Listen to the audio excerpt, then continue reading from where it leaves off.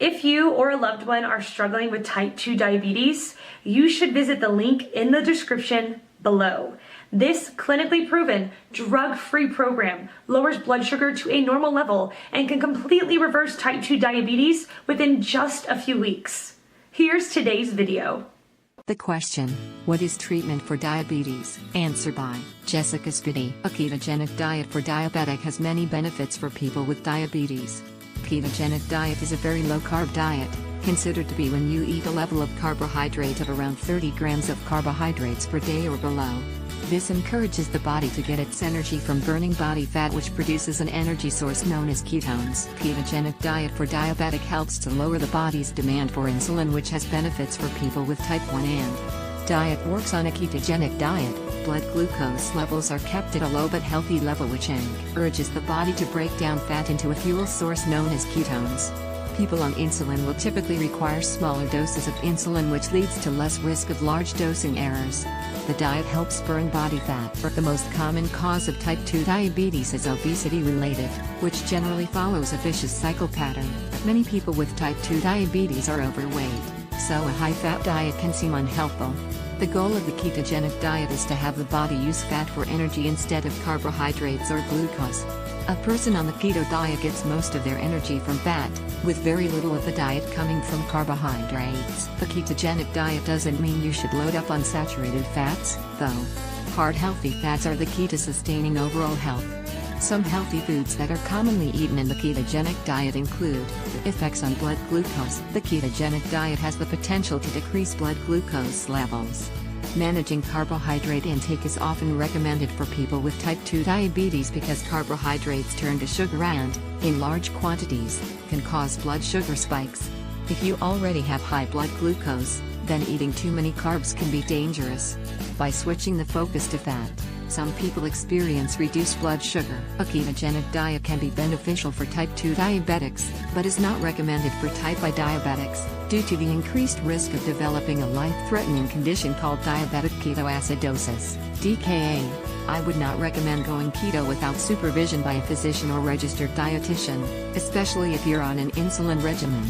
That being said, restricting dietary carbohydrates can improve insulin levels and promote normoglycemia. Part of this is due to the removal of the typical foods that cause a spike in glucose and insulin, such as simple carbohydrates and sweeteners.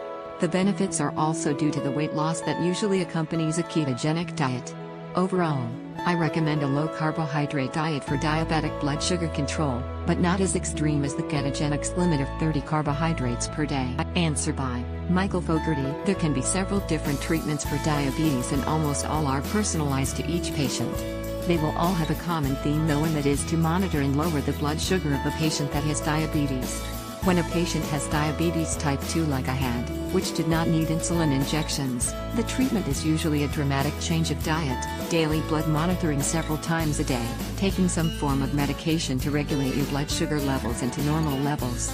In an example, I will use my case study, as I can give this information without violating anyone's personal information except my own, which I volunteer willingly. My diabetes type 2 is caused by bad eating habits and allowing myself to get out of shape, badly, and get to the fattest in my life, up to 280 pounds at the height of 5 foot 9 inches. The most I had ever weighed before that was 220, which I felt was heavy then. I grew up thin and muscular in the 185 range.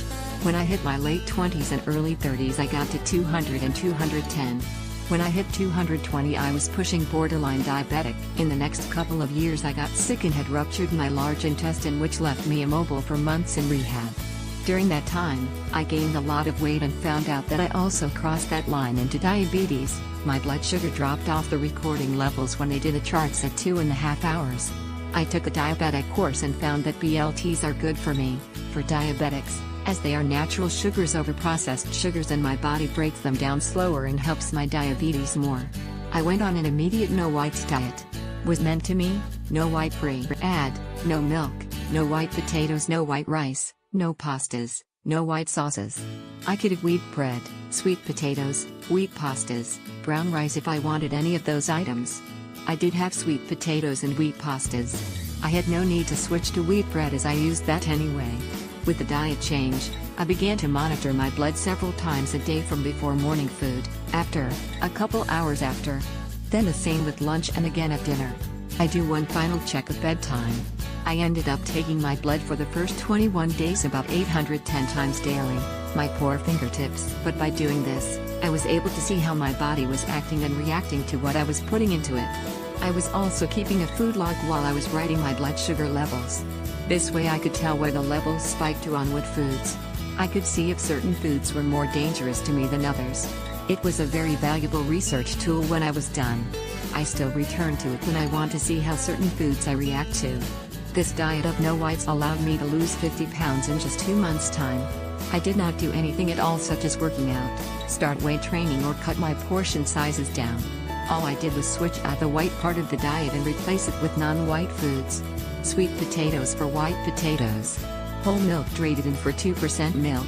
If you think that is still white, then I guess I did not go all no white diet.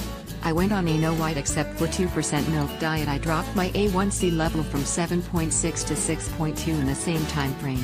I was given metformin to regulate the blood sugar level that after 30 days I no longer took. I was monitoring my blood sugar levels for a year and stayed on the no whites diet for the year, and during all of that time monitoring myself, under my primary care's directions, I got my A1C down to 5.3 regularly. I let a little slack into my no whites diet and I eat white potatoes now. My weight is ranging regularly now around 235, and I have been told by my primary care that at my age and due to metabolism slowdown that weight is still a little high for me, but under the conditions of my life it is within an acceptable range. I could lose 10 pounds, he says. That means to me, the solution to treatment for diabetes would be to monitor your blood sugar levels regularly, see what spikes it and when that is. Revisit your diet according to your body's needs and maintain that diet for your own well-being.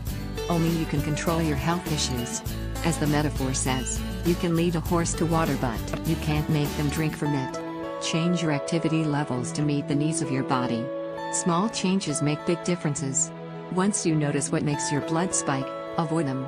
Work within your own guidelines you have found and you will be able to control your diabetes without it ever getting control of you. Good luck, my friend. Mike. Answer by Raina Mehta. Diabetes cannot technically be cured, it can go into remission. Diabetes is an incurable disease, nonetheless. Genetics is high up there for reasons, as well as various infections, recovery from a coma, etc. Some cases are likely from bad diet and lack of exercise, but not most. And the cause of your high blood sugar will affect if you can go back to eating normally. Recovery from infection or coma is temporary. And it also depends what you call cure. If you can't eat normally, I don't call that cured. No longer exhibiting symptoms is controlled. Not necessarily curated, can be controlled with the following few therapies. 1. Routine workout and healthy eating. 2. Medication therapy. 3. Medical implants. You can also read about is diabetes curable or not.